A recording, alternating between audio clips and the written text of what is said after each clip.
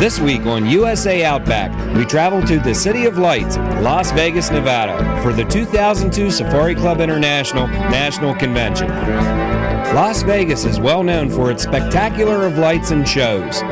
SCI is sometimes thought of being synonymous with hunters after exotic game. But what isn't known to many is that during the annual SCI National Convention in Las Vegas, there are some fantastic programs going on as well. From teaching youngsters gun safety and helping the physically challenged touch the world to helping feed those in need, you'll see how SCI is helping, right here on USA Outback. USA Outback is brought to you by Walker's Game Ear. Hear like you've never heard before and protect from the harmful effects of muzzle blast. Shida Shoe and Clothing Barn for all your hunting needs. Glenn Lindemann's Buckwing Products. Quality gear, successful hunts. Whitetail Hunting Strategies. Cabela's, the world's foremost outfitter. Code Blue, single source deer scent. Brunton, get out there. And Mossy Oak, it's not just a passion, it's an obsession. Welcome to this week's show. Hi, I'm your host, Denny Snyder, and you're watching USA Outback. This week we've traveled out to Las Vegas for the 2002 Safari Club International Convention. There are over 900 exhibitors here representing over 40 countries. There's a lot of exciting things happening, a lot of things to see and do, but in addition to the convention, there's also the Sensory Safari going on right now out at the Las Vegas Natural History Museum. I'm Dave Small. I'm president of the local Desert Las Vegas Safari Club International chapter. We're having a sensory safari here for Clark County school kids. For the disabled children, this is the only field trip they really get to take. They're not budgeted for it, so the members of my chapter pay for the buses, which aren't funded by the school district. Last year it was like $1,500. We do it during the school day. It's an opportunity for these kids to come out, actually touch wildlife. They enjoy it. We love it. If there's anything that will make your day, is watching these kids. They really enjoy it. We've done it here with the museum for about 6 years, and it's just one of the best things going. We'll have 200 kids. We had kids yesterday who are mostly blind. Today it's a little bit more disabled. We should have some senior adults also later. It's just a moving experience to help, and I can't say enough about how much I like this and doing it with the museum. We've done it for a long time.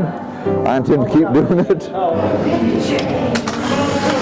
A program that has grown from 40 children, 40 sight-impaired children, to today we will be seeing 240 children over a 2-day period. That's great. And it's grown from not only the sight-impaired children, but also the hearing-impaired children. And today we're actually seeing all of the kids from a school here in Las Vegas that have multiple handicaps. And so we're very thrilled that the Safari Club is making this possible, because these are kids that never get to go on any field trips. Yeah. And so the Safari Club pays for the transportation, and these kids get to come out. It's very tactile, very exciting to see their faces as they're touching the animals. And this is a wonderful experience for them and for all of us that are involved in it.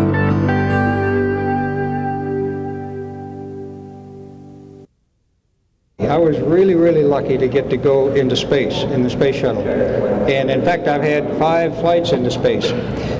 Now, I really love to hunt. I really love hunting, and the thing that a lot of people don't realize is that hunters are the people who care the most about animals, the wildlife, the species. A lot of people don't think much about them.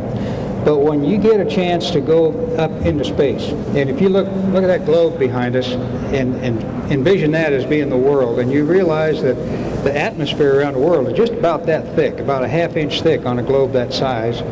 But you can get back and look at that atmosphere and see how delicate the Earth is, how pretty it is, how really beautiful it is, and yet how delicate it is, and how us people here, like you and me and all of yous and me's, are really messing it up with pollution and stuff, but we don't even realize that we're doing it. How our cities are growing out into areas that used to be occupied by wildlife. Now they don't have a place to live. And we don't even think about that. But I'll tell you, when you get up in space and you look back at the whole Earth, the whole globe, And you see all that happen, and you see that pollution spreading out over the earth, and you see cities spreading out over into the green areas and up into mountains and stuff. And you realize that, boy, those are the mountains that I walk on and I hunt, and I love to get up there, and I love to see wildlife. And you realize the wildlife isn't going to be around if we don't do something about it. That's where you really can get an appreciation for what people like the Safari Club International are doing. They're protecting the wildlife. They're thinking about it. And they're thinking about all the diseases that we bring in and our cattle bring into the wildlife, and they're fighting those diseases. They're helping those animals that we love. Now, that's something that we're hoping that you folks growing up, because you're going to be taking our places here, that you think about our natural environment and the natural things we have on this earth, and that you'll be willing to step up and help protect them and help preserve them and learn about them, learn what they need, learn to support their needs. We'll be right back with more from the 2002 SCI Convention from Las Vegas. But first, a word from these sponsors.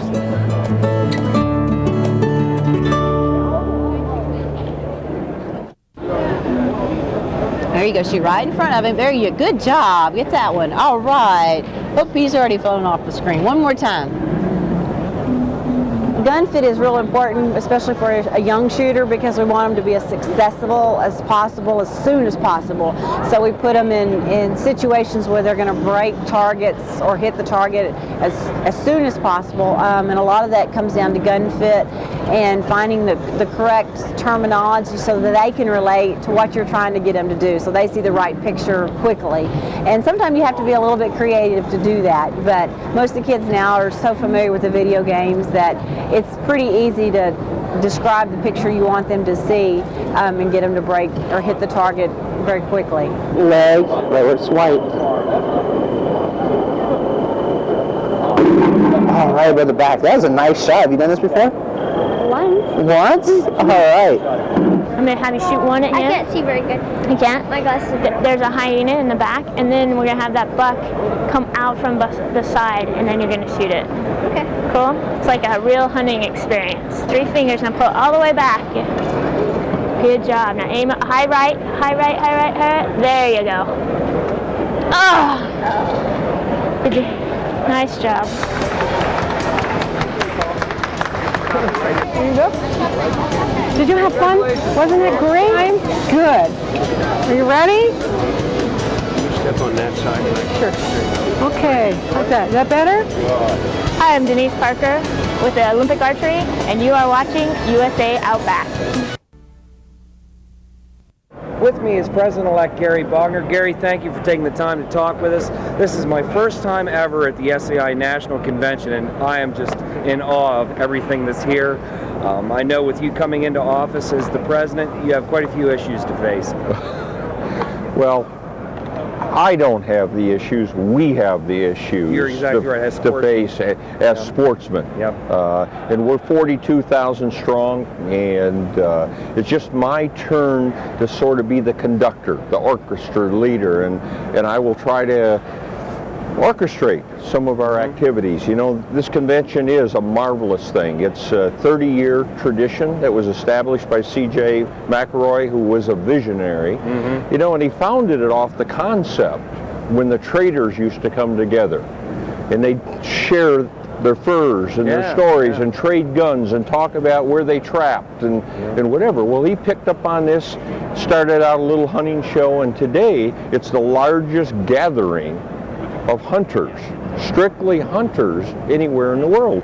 We'll have about 11,000 to 12,000 people here. We got 900 plus exhibitors. But when they come here, they unite. It's just a uniting, and they talk about the common goal that we all share. You know, the tradition of hunting, and what are we going to do to preserve it? How are we going to continue to make it better? All hunters have the same interest. They want to see more. They want to see more wildlife, more. Now with that, there's a problem, and I know that you know. I like to put it this way. God made man, he made animals, and he made land. He stopped making land and kept making man and animals. And there's a clash takes place there. So man is a good manager. The wildlife is a renewable resource. If we manage it, you know, and we keep it in balance. That's our job. And almost every hunter will work to put back more than he ever takes. And that's what this organization does. That's what it's founding. And now, as I know you're aware from attending this show, we also have a very strong presence in Washington, D.C. That's where the hunter advocacy side comes in. It all happens in our nation capital. You know, one of the biggest factors that we always try to convey with our program is because of the management of the game species, it's the non-game species that benefit the most. You know, that's right. You're right. And it seems like anytime there's also, when we talk about game animals around the world, when there's a value, now that's some cringe when you say that. When an animal has a value, suddenly people are interested. You know what? I'm going to stop those poachers because those guys are coming to my ranch this year to mule deer hunt, and I want them all to get one. And you talk to the guys in the West that are that way. You talk to the whitetail guys, you know, that own large blocks of land up in Michigan, Pennsylvania. They all feel the same way. They want to see more. They want to see quality deer man into it. They want to go out and not just get a spike horn. Maybe they want a 6 or 8 or 10 point. You know what I mean? But we always have to remember, we have to balance. There's at times we actually have to harvest females too to keep a balance. Our Southeast Michigan chapter has been a leader in establishing the suburban in district park areas management program using archery. And it's really worked well, and we've had great success with it. Yeah, that's one thing where bow hunters are not a problem, we're a solution for a problem. That's absolutely correct. Well, Gary, thank you very much for taking the time to talk with us. We're going to get with Bill Scoble and talk a little bit about governmental affairs with SCI. With me is Bill Scoble. Bill, thank you for taking the time to talk with us on the show. Bill is the Vice President of Safari Club International, and he's also Chairman for Government Affairs. Bill, there's a lot of great things that Safari Club International does to protect our right to hunt, and I know you're very involved with that. Dennis, what we do, Denny, is that's really what Safari Club is about. We've taken a lot of surveys within our membership, and 90% of our people have asked us to be a representative for them for hunter advocacy. And so that's what we spend a lot of time protecting the right to hunt, which includes then all the conservation issues, protection of wildlife, etc. Yeah, that's what a lot of people, they just don't realize that hunters started the whole conservation movement, and one of the biggest benefits is through the management of the game species. It's the non-game species, it's the non-game species that benefit the most. No, that's true. What we've done with Safari Club is we've created, first of all, a political action committee a number of years ago. We raised literally hundreds of thousands of dollars. And what we do with that money is we go into Congress and we support those congressmen that support us. Now, I hear people say, well, you're buying them, which is not the truth. They're their own people. But they're supporters of people that believe in hunting, they believe in conservation efforts, etc. So we support them. On the Hill, what we've been able to do is we've started a Sportsmen's Congressional Caucus. It's now the largest caucus in Washington, D.C. We're up to about 300 members in Congress, both of Congress and the Senate. And they meet on a regular basis. We have continual input with them. And anytime an issue comes up, whether it's a legislative issue about hunting, we have some input that way. Or if it's something that affects wildlife, we have input that way too. So we try to stay as active as we can at the Washington level, because we know that's where the decisions are going to finally be made. Well over 1 million meals we fed to the homeless last year for hunters around the world. We are involved with education. We have a ranch in Wyoming where we take teachers. We work on conservation issues. I mean, we are so multifaceted that it's almost scary. No one really knows, until you get involved, you don't know what it's all about. Well, that's great, and you're a great representative for Safari Club, because without people like you, we don't have the representation that we need.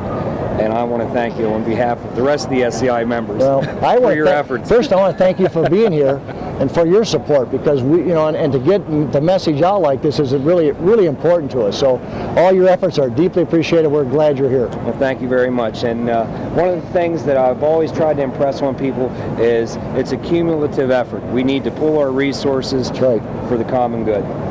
That's correct.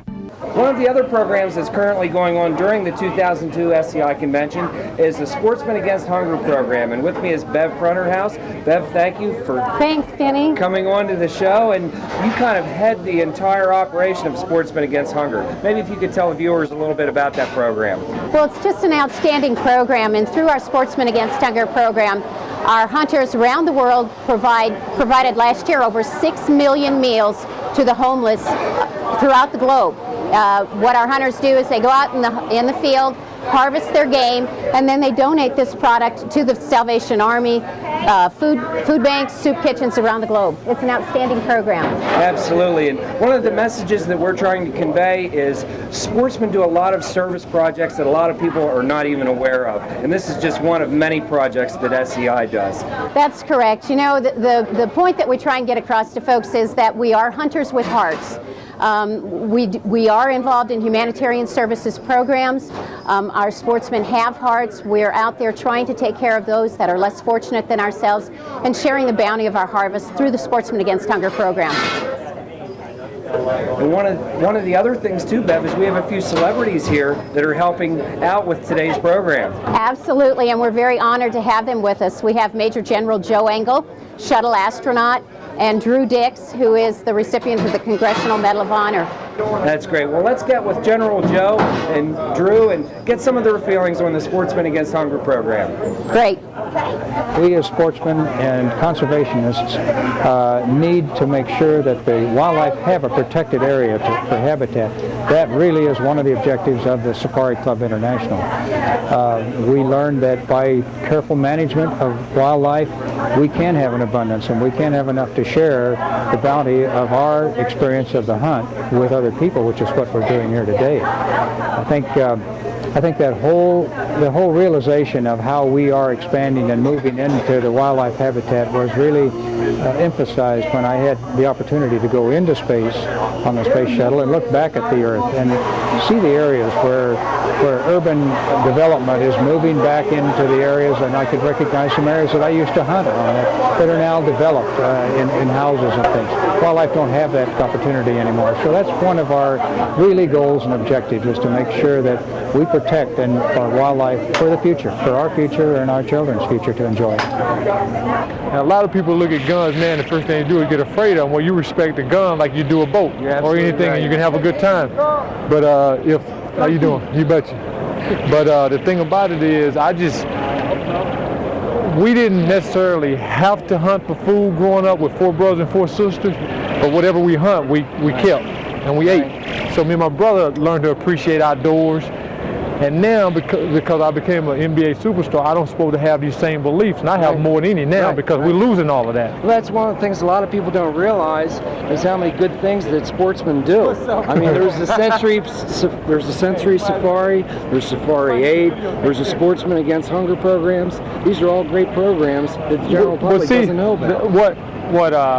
The reason I got involved in outdoors and wildlife is because there's so many.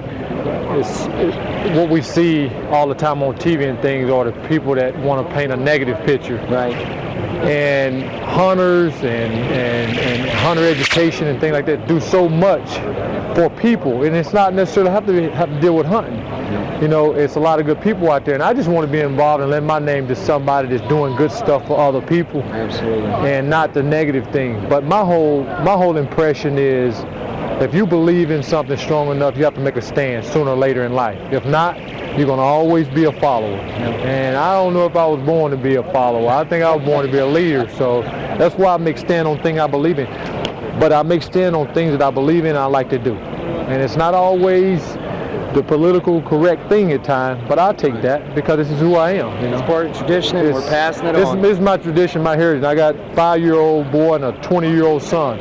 And they hunt just as much as I do, and I take them every time I get. So that'll be nice. They can carry on the tradition. Oh, without a doubt. I think these guys have some bows ready for you to shoot. So thank you for taking the time to be with us here on USA Outback. We're all about fighting for the rights of the hunter and promoting hunting as a valuable and necessary method of conservation. Absolutely, and a lot of people don't realize that hunters were the first conservationists. Well, they really are, and I think a lot of people that I've had conversations with on airplanes and things think that it's an oxymoron when you look at hunting and conservation in the same conservation, but really it's hunter conservationists, because we provide more fuel and more active projects on the ground than any other group of constituents when it comes to conservation. When you look at 80 cents of every dollar that's spent on conservation in the United States comes from hunting, either directly through license sales or indirectly through the Pittman-Robertson excise taxes. The hunter is really responsible for the great things that we do in the United States, and it's the best model in the world for conservation, and the hunter is responsible for the fuel that goes into that engine. Absolutely, and I think the viewers saw today that Safari Club is also involved in the Sensory Safari program, very much so. It's a great project. We have the Sportsmen Against Hunger project, we have the Safari Wish. I mean, the list just goes on and on. Well, in some cases we have too many things going on, but I guess the important thing is that we're doing many things that we believe have great value to the community at large and to society at large, because we are a very giving community of hunters, and you know that we're a real fraternity of people, and I think when you look at Sensory Safari, there's nothing more emotional that will touch you than seeing sightless children being able to literally see, and that's the way they describe it. They see the animal when they can put their hands on them, and when we're feeding hungry people and homeless people through venison programs, our Hunters for the Hungry program is an awesome program. Absolutely. Now, if someone would be interested in getting more information about Safari Club International, how can they contact the organization? Well, I think the best way is, in today's day and age, is to jump on our website. And you can get a lot of information about us there, but certainly we also have 800 numbers, and you can call us. We'd be delighted. We hope that more people will join our organization. We certainly want to reach out to more hunters. Absolutely. And be sure and give Safari Club International a call or check them out on the web. And always remember, it doesn't matter whether you're hunting or fishing, your actions represent millions of other sportsmen out there with what you do. So always be an ethical sportsman. We'll see you next week right here on USA Outback.